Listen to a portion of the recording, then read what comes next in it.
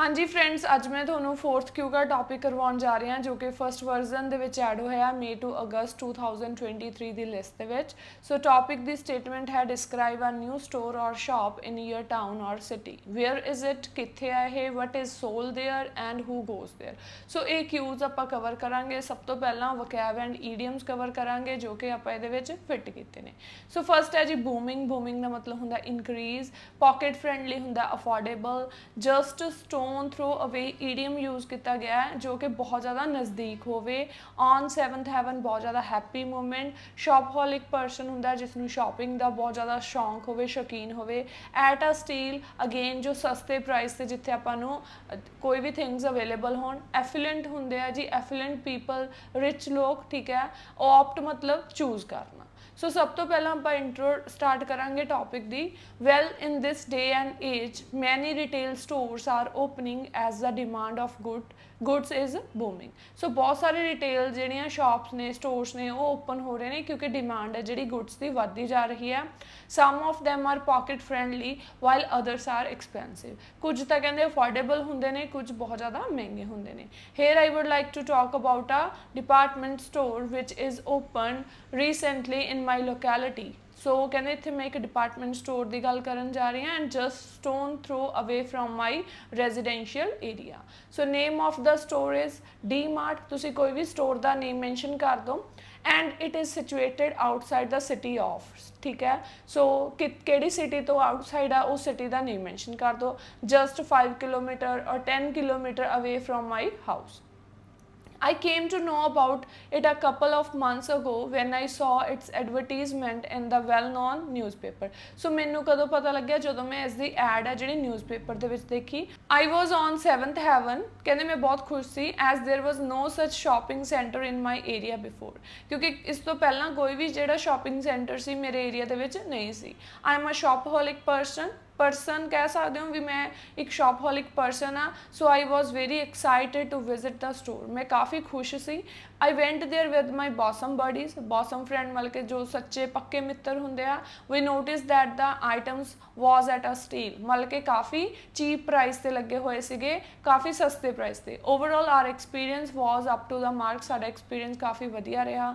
If I talk about the selling products then there is a very आप कह सकते हैं वैरायटी ऑफ गुड्स या वेरीअस भी तुम वर्ड यूज़ कर सकते हैं। So there is variety of goods such as grocery items, attire, stationery, daily essentials and many more.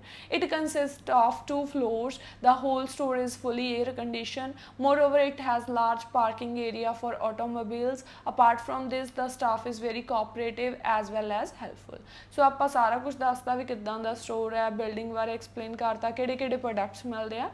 Moreover, the store is pocket friendly, काफ़ी पॉकेट फ्रेंडली, अफोर्डेबल है। Consequently now days it become a shopping hub not only for middle class but also for effluent families. ना तो कहते उत्थे middle class family shopping कर सकते हैं, plus कहते एफिलेंट पीपल भी उत्थे शॉपिंग कर सकते हैं। A number of consumers visit it on regular basis to avail large discounts. So कहते बहुत सारे लोग जोड़े उत्थे विजिट करते हैं कादे कारण, क्योंकि उत्थे काफ़ी ज़्यादा उन्होंने डिस्काउंट्स मिलते हैं।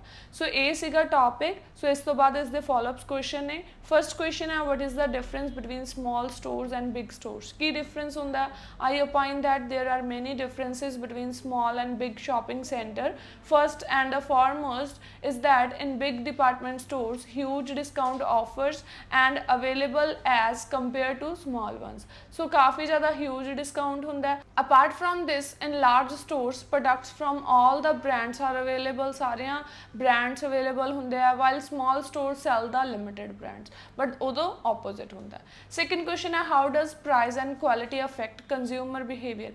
प्राइस ते क्वालिटी किद्दां अफेक्ट करती है कंज्यूमर के बिहेवियर नूं। सो ये आंसर विच आपां क्लीयर करांगे, ठीक है। In today's world price and quality become the pivotal components in the influence the consumers behaviour. So pivotal component की है, मेन रोल प्ले करता है भी जोड़ा कंज्यूमर का बिहेवियर है इस तो इन्फ्लुएंस होंदा, प्रभावित होंदा है।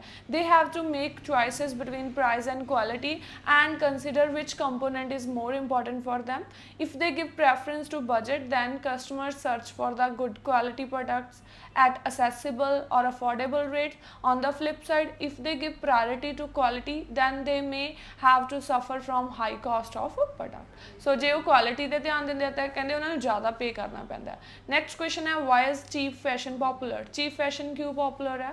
According to my perspective people do not like to spend large amount of money on certain item. ਕਈ ਲੋਕਾਂ ਨੂੰ ਪਸੰਦ ਨਹੀਂ ਹੁੰਦਾ ਜ਼ਿਆਦਾ ਪੈਸਾ ਖਰਚਣਾ। The main leading reason behind this phenomena is that they have recognise the factor that fashion changes with each passing day. ਤੇ ਉਹ ਇਹ ਚੀਜ਼ ਨੂੰ ਵੀ ਕਹਿੰਦੇ ਪਛਾਣ ਚੁੱਕਿਆ ਜਿਹੜਾ ਫੈਸ਼ਨ ਆ ਉਹ ਈਚ ਪਾਸਿੰਗ ਡੇ ਦੇ ਨਾਲ ਚੇਂਜ ਹੋ ਰਿਹਾ। If they purchase accessible products then they can keep themselves up with the latest fashion. ਜੇ ਕਹਿੰਦੇ ਉਹ ਸਹੀ ਪ੍ਰਾਈਸ ਤੇ ਚੀਜ਼ਾਂ ਖਰੀਦਣਗੇ ਤਾਂ ਉਹ ਕਹਿੰਦੇ ਲੇਟੈਸਟ ਫੈਸ਼ਨ ਦੇ ਨਾਲ ਅਪ ਟੂ ਡੇਟ ਰੱਖਣਗੇ ਐਂਡ ਐਜ਼ ਅ ਰਿਜ਼ਲਟ ਦੇ ਆਪਟਡ ਚੀਪ ਫੈਸ਼ਨ। ਸੋ ਇਹੀ ਕਾਰਨ ਹੈ ਵੀ ਉਹ ਕੀ ਹੈ ਇੱਕ ਚੀਪ ਫੈਸ਼ਨ ਨੂੰ ਆਪਟ ਕਰਦੇ ਆ, ਚੂਜ਼ ਕਰਦੇ ਆ। ਆਪਟ ਦਾ ਮਤਲਬ ਹੁੰਦਾ ਚੂਜ਼ ਕਰਨਾ। ਓਕੇ ਫਰੈਂਡਸ, ਜੇ ਤੁਹਾਨੂੰ ਮੇਰੀ ਅੱਜ ਦੀ ਕਲਾਸ ਵਧੀਆ ਲੱਗੀ ਲਾਈਕ ਤੇ ਕਮੈਂਟ ਕਰਕੇ ਜ਼ਰੂਰ ਦੱਸਣਾ। ਮਿਲਦੇ ਹਾਂ ਜੀ ਨਵੀਂ ਵੀਡੀਓ ਦੇ ਨਾਲ। Bye bye, take care.